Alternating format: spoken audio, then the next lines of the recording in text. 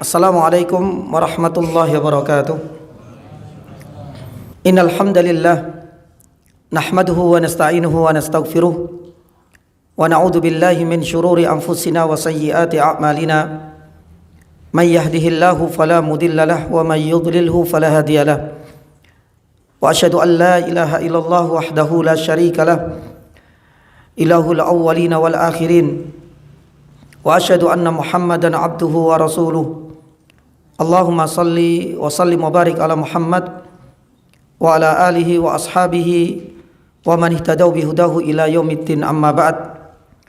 Allahumma inna nas'aluka khaira ma fi hadhihi al-lailah wa khaira ma ba'daha wa na'udzu bika min syarri ma fi hadhihi al-lailah wa syarri ma ba'daha. Segala puji bagi Allah Subhanahu wa taala yang telah mempertemukan kita kembali dalam kajian rutin penjelasan dari kitab Riyadhus Shalihin karya ulama besar dalam madhab Syafi'i, yaitu Imam Nawawi rahimahullahu taala. Ini menjadi bagian yang kedua atau mungkin barangkali bagian yang ketiga dari hadis yang ke-8, di mana Rasulullah sallallahu alaihi wasallam meriwayatkan akan sebuah kisah yang disebutkan bahwa kisah ini adalah puncak dari segala syariat Islam, yaitu jihad. Namun ternyata jihad yang merupakan dirwatu sanamil Islam itu dianggap oleh Allah Subhanahu wa taala sia-sia. Allah Subhanahu wa taala tidak menilai ini adalah bagian dari ibadah yang mulia. Hal itu dikarenakan tidak ada rasa keikhlasan dan ketulusan di dalam berjihad fisabilillah. Rasulullah sallallahu alaihi wasallam disodorkan beberapa pertanyaan dari riwayat Abi Musa al-Asy'ari ini. Ya Rasulullah, seandainya ada seseorang yang berjihad karena hamiyatan, karena fanatisme, kesukuan atau kelompok atau golongan, atau mungkin barangkali ada seorang yang berjihad syaja'atan, untuk menampilkan kegagahannya dan keberaniannya, atau yang ketiga, atau mungkin barangkali karena riyaan, untuk menampilkan dan agar dilihat oleh banyak orang dan nanti dikenang oleh masyarakatnya sebagai seorang pahlawan. Nabi Shallallahu alaihi wasallam ketika disodorkan tiga pilihan ini, bahkan dalam riwayat ada pilihan yang lain, Abu Musa al-Asy'ari meriwayatkan orang tersebut kemudian menanyakan kepada Rasulullah, "Ya Rasulullah, di antara tiga pilihan ini manakah yang lillahi ta'ala?" Ternyata Nabi Shallallahu alaihi wasallam menjawab dengan jawaban yang berbeda. Tidak satu pun di antara tiga ini dipilih oleh Nabi Shallallahu alaihi wasallam. Bahkan sebaliknya, Nabi Shallallahu alaihi wasallam bersabda, barang siapa yang berjihad fi sabilillah litakuna, agar kalimatullahi al-ulya, agar syariat dan dinul Islam ini benar-benar tegak, artinya berjihad karena Allah Subhanahu wa taala semata, maka inilah sejatinya orang yang berhak untuk mendapatkan pahala dan jihadnya akan diterima sebagai amal ibadah yang mulia di sisi Allah Azza wa Jalla. Jamaah dirahmati Allah Subhanahu wa taala, begitu banyak sebenarnya faedah yang bisa kita petik dari pelajaran ini. Mulai dari biografi dari Abu Musa al-Asy'ari sudah kita ulas. Mengenai urgensi dari keikhlasan terutama di dalam jihad fisabilillah juga sudah kita jelaskan. Pun demikian, bagaimana pentingnya keikhlasan di dalam jihad berdasarkan hadis-hadis yang diriwayatkan oleh Nabi Shallallahu alaihi wasallam. Tidak hanya ini, itu juga sudah kita sampaikan. Adapun malam hari ini kita akan masuk pada faidah yang ketiga. Faidah yang ketiga mengenai haramnya fanatisme. Karena Nabi Shallallahu alaihi wasallam ketika ditanya, ada seseorang yuqatilu hamiyatan, berjihad, berperang, tapi hanya karena faktor kesukuan. Kalau bukan karena faktor kesukuan atau fanatisme, dia tidak akan mau untuk ikut berperang. Nah, dapat ditarik kesimpulan di sinilah kemudian faedah yang ketiga, fanatisme itu termasuk perkara jahiliyah yang diharamkan oleh Nabi sallallahu alaihi wasallam. Apa sebenarnya definisi dari fanatisme? Secara bahasa, fanatisme itu artinya adalah bentuk menolak pendapat orang lain, menunjukkan perbuatan yang keras dan kejam. Itu adalah makna fanatisme secara bahasa. Namun beberapa ulama menjelaskan bahwasanya fanatisme dalam perspektif hukum Islam itu artinya usaha seseorang untuk membela golongan, kelompok, suku atau ras, ya, tanpa memperhatikan apakah yang dibela itu benar ataukah tidak, tanpa ia menyadari yang dibela itu berbuat zalim atau mungkin barangkali yang terdolimi. Inilah fanatisme yang dilarang oleh Nabi Shallallahu Alaihi Wasallam. Maka oleh karena itu fanatisme ini menjadi salah satu bentuk warisan jahiliyah. Dahulu Nabi Shallallahu Alaihi Wasallam dalam sebuah riwayat disebutkan, dan hadis ini sahih, ketika orang-orang Ansor dan orang-orang Muhajirin sudah dipersatukan oleh Nabi Shallallahu Alaihi Wasallam di kota Madinah, qaddarallah, terjadi pelecehan, ya, di mana ada salah satu di antara orang Muhajirin yang kemudian memukul dan terkena pantat salah satu orang yang berasal dari Bani Ansor. Akhirnya merasa tidak terima, orang Ansor ini berteriak, "Ya walal Ansor," ya, artinya sebagai bentuk permintaan pertolongan bahwa dia terdolimi dalam masalah ini. Ternyata orang Muhajirin mereka nggak tinggal diam, mereka pun berteriak, padahal dia yang berbuat zalim, memukul saudaranya dari kaum Ansar. Orang Muhajir mengatakan, "Ya walal Muhajirin," berteriak juga minta pertolongan. Subhanallah, ketika terdengar suara orang Ansor menyebut rasnya atau mungkin barangkali sukunya atau golongan dan kelompoknya, Muhajirin pun demikian. Akhirnya Nabi Shallallahu Alaihi Wasallam jadi dakwah, tinggalkan, ya. Ini adalah bagian dari bentuk fanatisme, fa innaha jahiliyah, fa inna muntinah. Ini adalah warisan dari orang-orang jahiliyah dahulu. Dan kata Nabi Shallallahu Alaihi Wasallam, baunya ini amis, ya.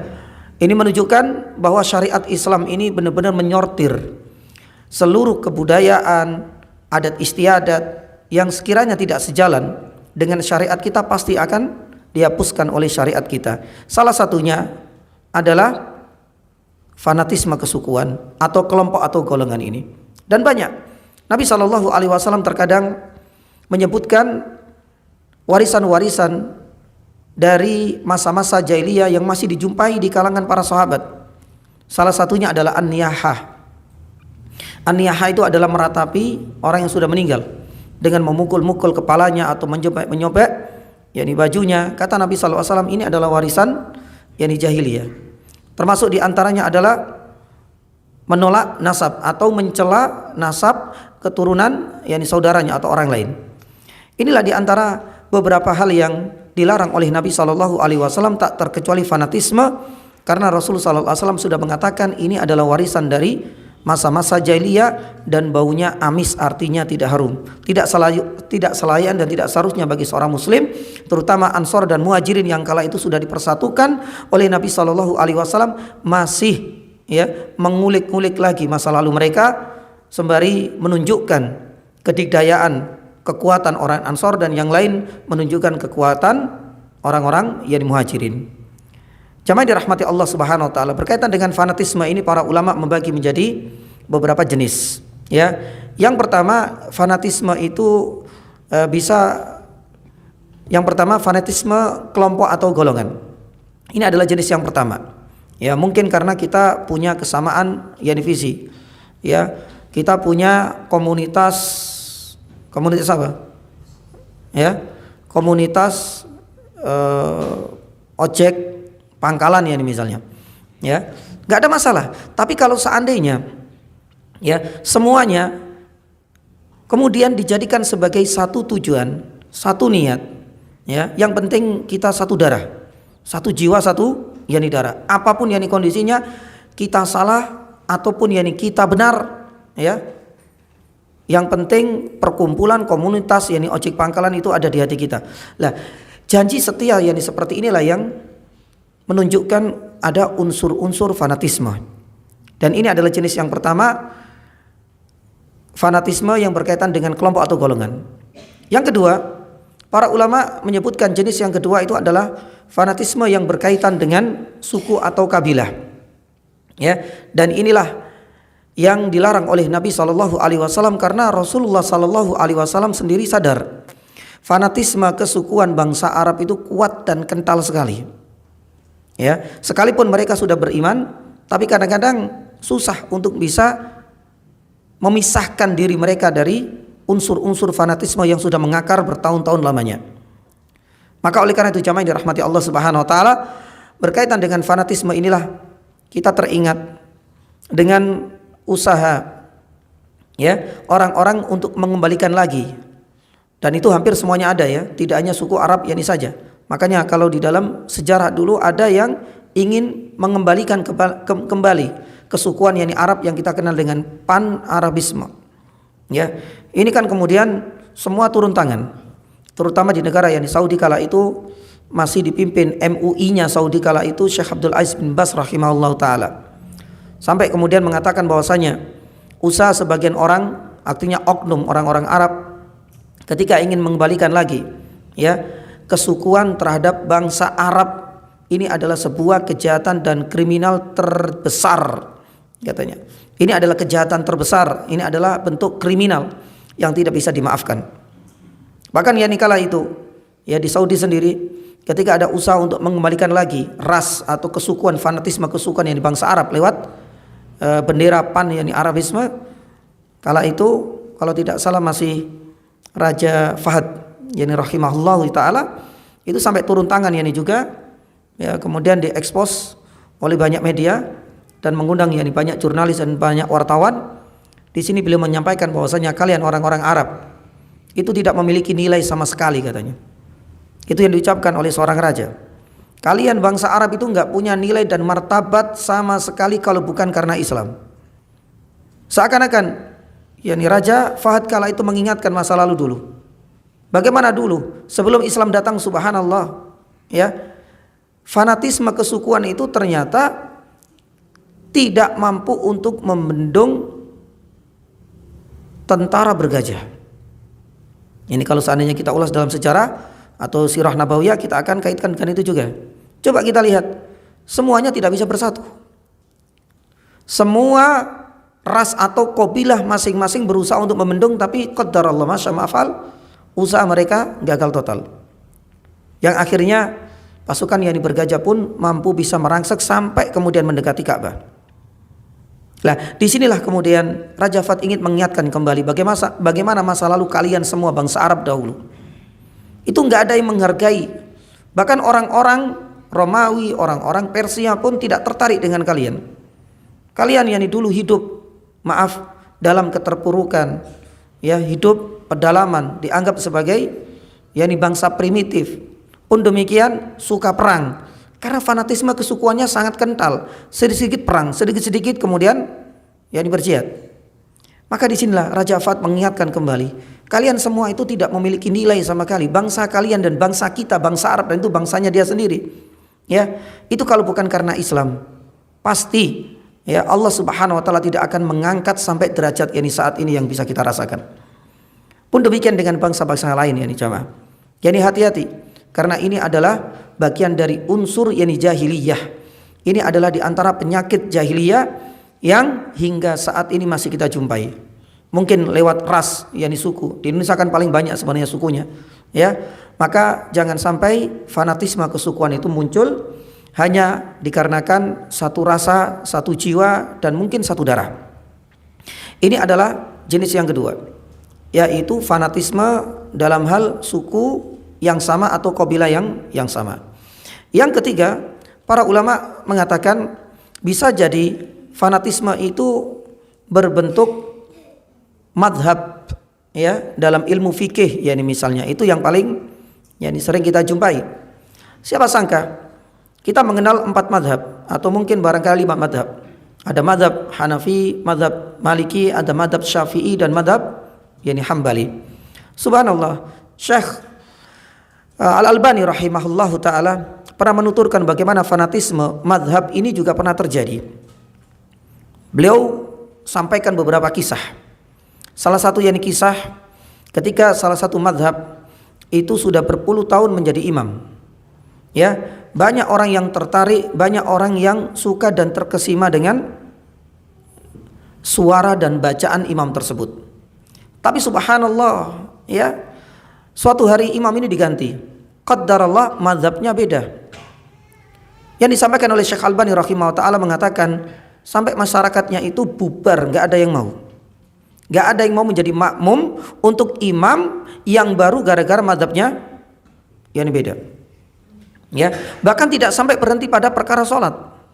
Ya, bahkan di dalam permasalahan-permasalahan yang lebih sensitif yaitu pernikahan.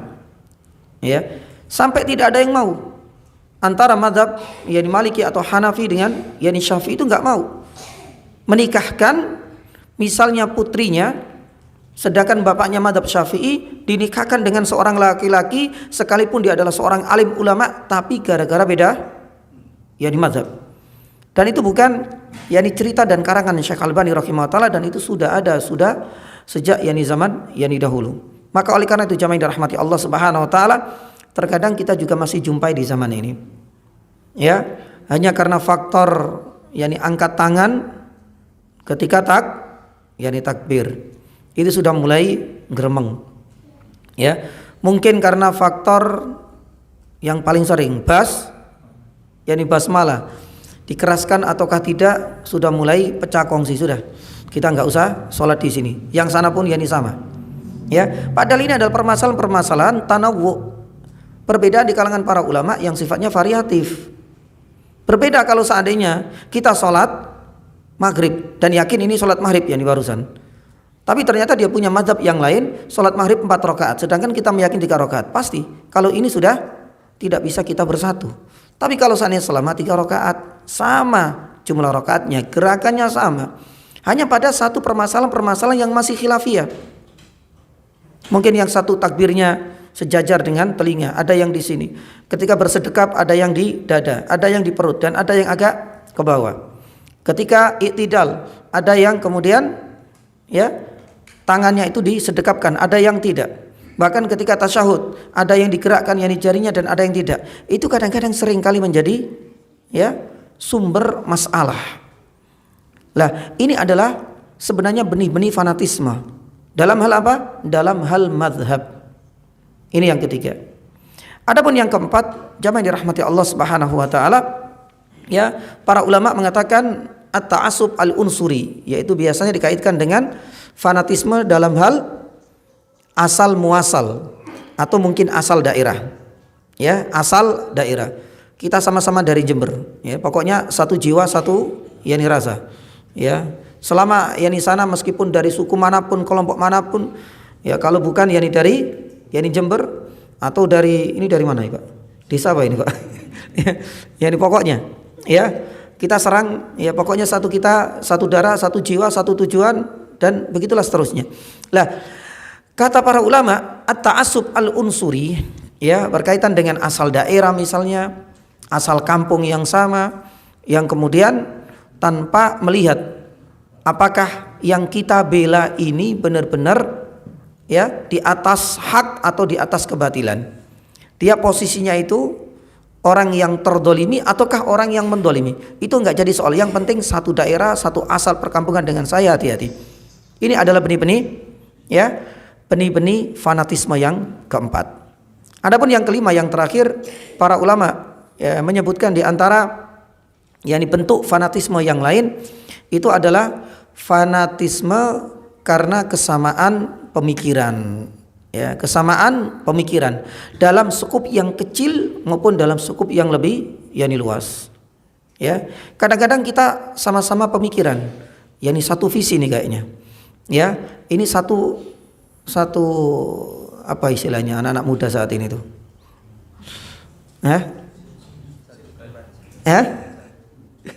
Satu circle ya. Ya ini kayaknya pas ini dengan saya. Type. Yang akhirnya kemudian dibela mati-matian pokoknya. Karena dia satu pemikiran dengan kita, mungkin ini dia satu pendapat ini dengan kita, nggak melihat apakah dia itu orang yang maaf ya sudah menyimpang jauh dalam hal akidah ataukah tidak, karena ini satu tujuan ini dengan saya. Pokoknya kita kumpul bareng-bareng. Ya, beda warna nggak ada masalah. Ya, beda agama, ya ini nggak ada masalah. Ya, ini mereka adalah orang yang paling bejat, ya ini sekalipun yang penting kita itu satu, ya ini pemikiran, oke kita maju, ya ini bareng.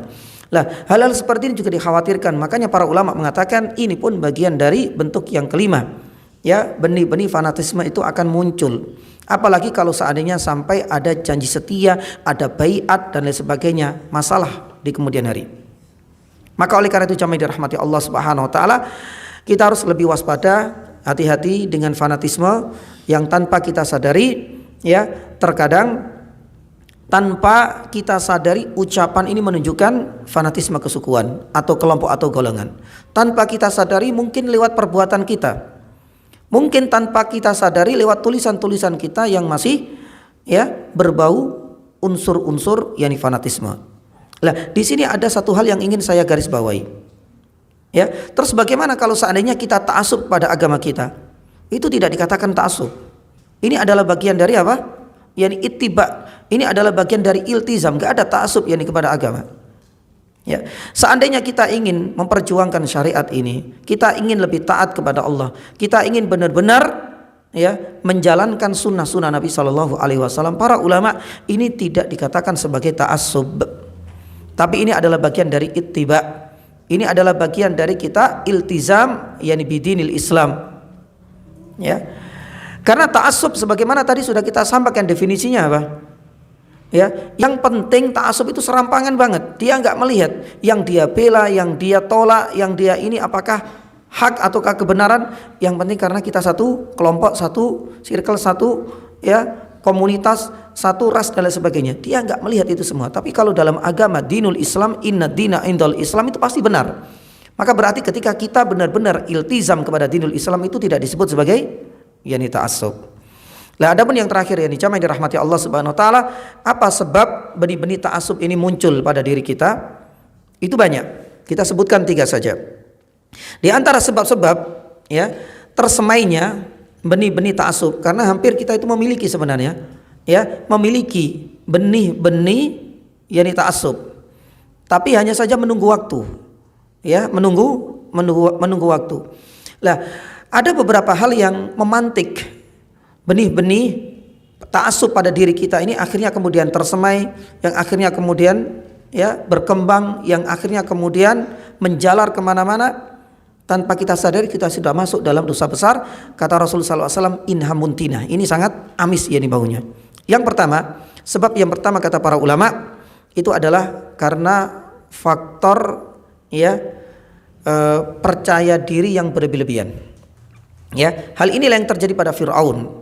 Allah Subhanahu wa taala mengabadikan di dalam surat Al-Mu'min atau surat Ghafir ayat 29. Di dalam surat Al-Mu'min ayat 29, Allah Subhanahu wa taala mengisahkan ucapan dari Firaun. Ma urikum illa ma ara wa ma ahdikum illa sabilar rasyad. Ya. Ketika dia mempertahankan pendapatnya berlebih-lebihan, ya, terlalu pede, apa yang terjadi? Ini yang terjadi pada Firaun. Ya. Dia mengatakan ma urikum illa ma ara wa ma ahdikum illa sabilar rasyad. Dia ingin benar-benar memaksakan pendapatnya, seakan-akan keputusan kebijakannya, ya, keputusannya itu adalah keputusan yang al-haq. Padahal kita tahu, ya, Fir'aun itu adalah orang yang paling durhaka, seorang diktator, seorang otoriter, dan bisa dikatakan orang yang paling bejat yang di atas muka bumi ini. Maka pantas yang dikirim yakni ke sana itu Nabi Musa alaihissalam dengan karakter yang hampir mirip. Artinya hampir mirip itu punya yakni kekuatan, yakni juga, ya, pun demikian dengan karakter yang agak tegas, yakni juga itu pas yakni sekali untuk menghadapi yakni Fir'aun yang memang terkenal dengan kekejamannya. Tapi kita kembali kepada surat Ghafir atau surat Al-Mu'min ayat ke-29 ini. Dia mengatakan ma urikum illa ma ara wa ma ahdikum illa sabilar rasyad. Ketika dia terlalu pede memaksakan kehendaknya kepada rakyatnya, itulah yang terjadi. Ya, dia mengklaim dirinya sebagai Tuhan. Dia mengklaim yang sebagai orang yang bisa menghidupkan dan bisa mematikan. Dia mengklaim, ya, menjadi orang yang menguasai alam semesta ini, terutama adalah Sungai Nil. ya. Bahkan yang jamaah dirahmati Allah Subhanahu wa taala, kelak air itulah yang akan bisa menenggelamkan Fir'aun itu sendiri. Nah, ini adalah sebab yang pertama kata para ulama, terlalu pede, terlalu percaya diri, memaksakan kehendak secara berlebih-lebihan. Inilah yang menjadi sebab yang akhirnya benih-benih fanatisme itu akan selalu tersemai. Yang kedua, di antara sebab yang lain adalah kebodohan, maaf. Ya, jauhnya seseorang itu dari dinul Islam. Makanya tanpa disadari ketika seseorang itu jauh dari dinul Islam, dia akan mudah terombang-ambing. Ya, dibawa ke sana dengan bendera kesukuan, oke. Ya, dibawa yakni ke sana dia ikut dibawa bendera mazhab, enggak ada masalah. Yang penting pokoknya itu yang akhirnya. Kalau sudah pokoknya ini susah. Ya, itu yang seringkali menjadi alasan klasik mereka. Ketika diingatkan, ketika dinasehati, pokoknya itu susah. Makanya para ulama mengatakan bahwasanya di antara sebab yang kedua itu adalah kebodohan. Ketika seseorang itu jauh dari dinul Islam, marilah kita belajar dari suku Ansor atau dari kelompok Ansor dan kemudian dari kaum Muhajirin. Mereka adalah orang-orang yang militan. Mereka berusaha sudah disatukan oleh Nabi Shallallahu Alaihi Wasallam, tapi masih keceplosan yani juga. Ya, ucapan-ucapan yang mengandung fanatisme kelompok. Apalagi yang kita, yang keimanan kita juga kembang kempis, yang keimanan kita juga tidak sekuat para yakni sahabat. Tentu kalau seandainya kita semakin jauh dari agama kita semakin jauh dari dinul Islam, kita tidak mau dan tidak punya keinginan untuk menimba ilmu dari syariat yang mulia ini, bisa dipastikan kita akan mudah terombang-ambing oleh bendera-bendera fanatisme, apapun warna, apapun jenis dan apapun namanya.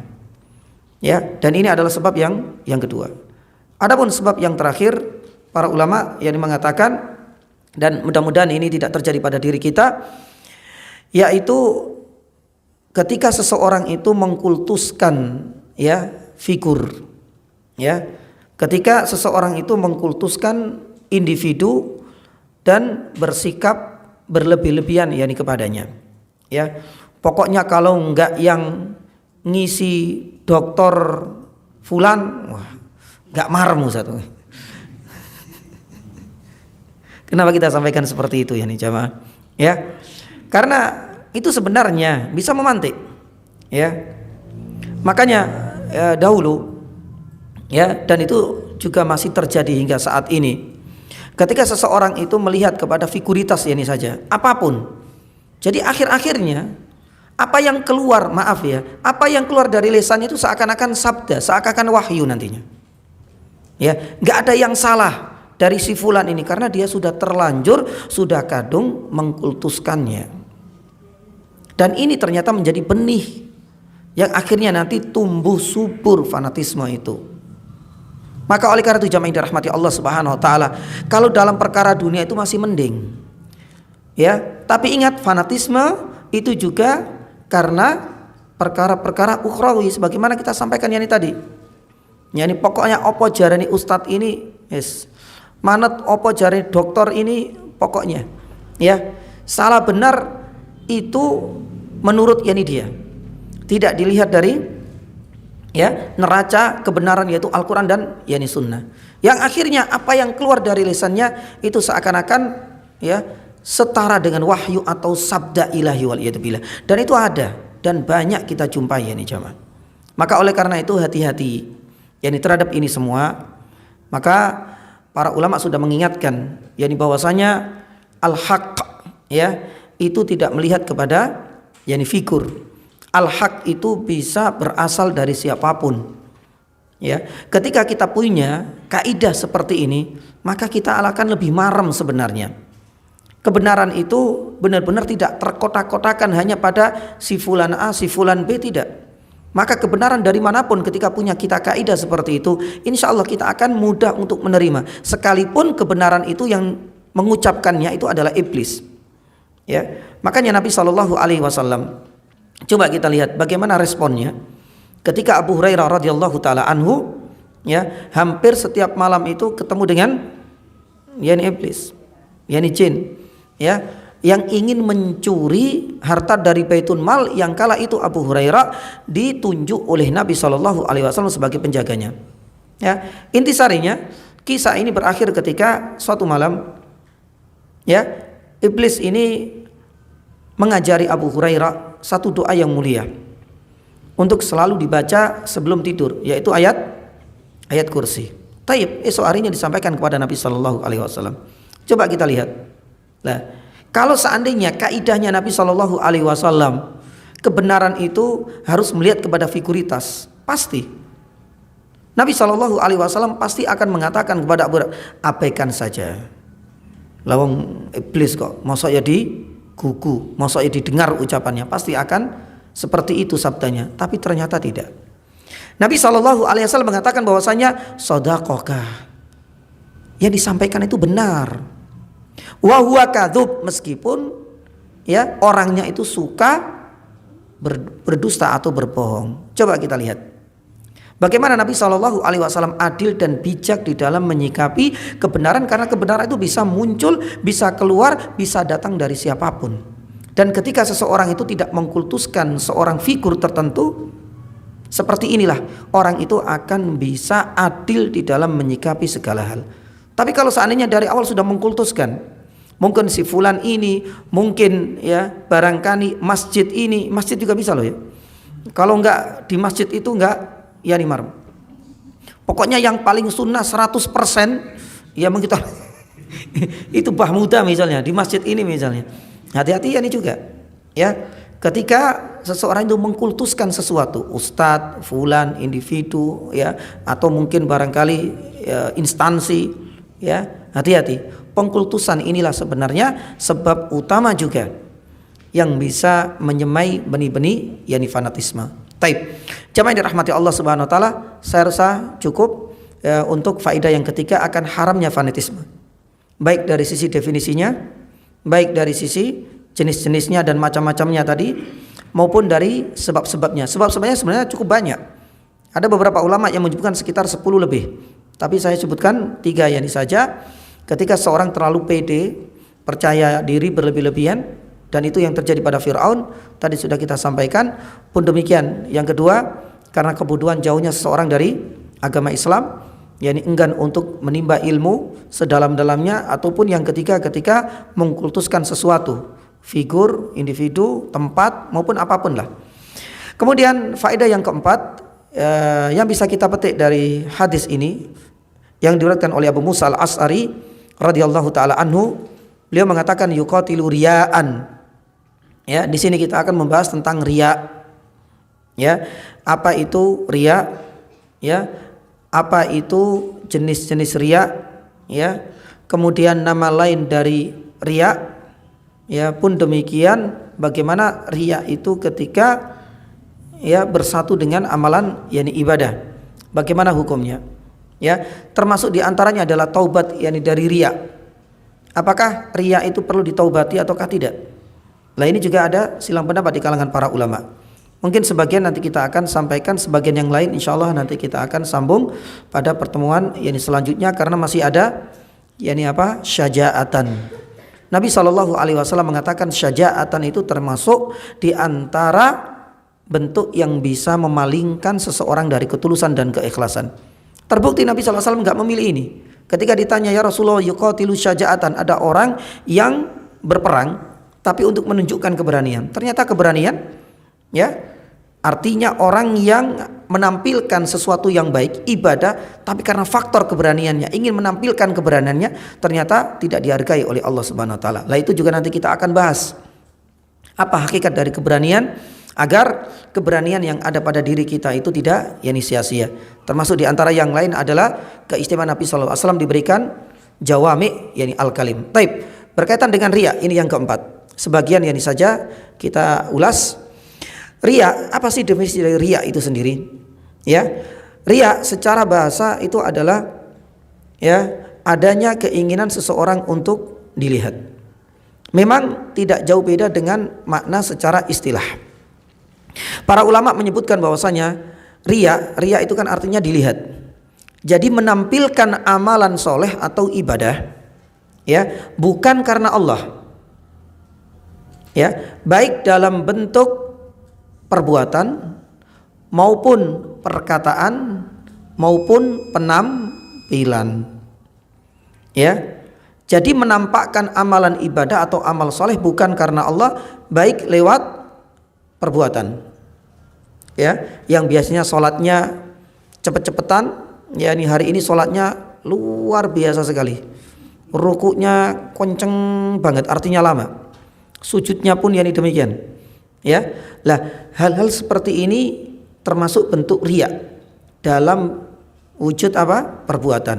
Terkadang dalam bentuk dan dalam wujud yakni perkataan. Perkataan itu bisa bermakna suara. Ya. Bisa bermakna suara.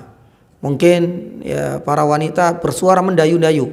Yang biasanya cempreng ini kok suaranya diperbagus. Ya, dalam bentuk suara, dalam bentuk perkataan. Ternyata biar dilihat atau mungkin barangkali bisa didengar ya oleh orang lain. Ya, ini hati-hati. Atau mungkin yang ketiga dalam bentuk penampilan. Ya, dia enggak mengatakan apapun, tapi dari penampilan itu sudah ada niat jahat supaya orang itu meyakini bahwasanya dia adalah orang yang lurus, orang yang alim. Ya, yang biasanya enggak pernah pakai baju koko terus, nggak ada masalah sebenarnya, pakai baju koko nggak ada masalah. Tapi ini masalah apa? Ya ini niat. Tapi ketika dia itu pakai baju koko lengkap, ya dengan surbannya, lengkap, ya dengan kutrohnya, semuanya surbannya, dia nggak pernah pakai itu. Tapi ternyata ada niat yang terselubung. Ya, dia nggak ngomong apapun. Tapi dengan penampilan itu sudah terlihat ternyata dia ingin dilihat banyak orang supaya dikenal sebagai seorang syekh misalnya. Ya ini syekh dari Arab meskipun agak pesek nggak ada masalah. Bahasa ya meskipun bajunya khas yakni mereka, pokoknya dia ingin dengan penampilannya itu dilihat oleh banyak orang, dikenal sebagai seorang alim, seorang habib misalnya atau seorang syekh dengan penampilan yakni seperti itu. Lah, ini adalah pengertian dan definisi dari riya. Jadi menampakkan amalan soleh bukan karena Allah, baik dalam bentuk perbuatan maupun ucapan atau suara maupun dalam bentuk yakni penampilan. Ya, insyaallah sisanya nanti kita akan lanjutkan pada pertemuan selanjutnya karena masih ada beberapa tema-tema yang lain yang berkaitan dengan riya. Ya, karena riya ini nanti ada dua sisi. Ada perbuatan-perbuatan yang disangka riya padahal tidak. Namun sebaliknya, ada perbuatan-perbuatan yang dirasa itu bukan riya padahal sejatinya itu adalah riya. Ya, ini juga perlu kita bahas lebih luas agar kita bisa mendapatkan faedah yang lebih banyak biidznillah taala. Demikian, jamaah yang dirahmati Allah Subhanahu wa taala, jazakallahu khairan atas kehadirannya. Jazakallahu khairan atas kedatangannya di tempat yang mulia ini ya. Semoga Allah Subhanahu wa taala membalas jeripaya kita untuk bisa mendatangi taman-taman surga, dan semoga Allah Subhanahu wa taala pertemukan kita di lain kesempatan. Masih banyak tema yang belum tuntas hari ini, mudah-mudahan pada pertemuan selanjutnya bisa kita selesaikan seluruhnya. Subhanaka asyhadu an la ilaha illa anta astaghfiruka wa atubu ilaik. Wassallallahu ala nabiyyina Muhammadin wa ala alihi washabbihi wasallam. Wassalamualaikum warahmatullahi wabarakatuh.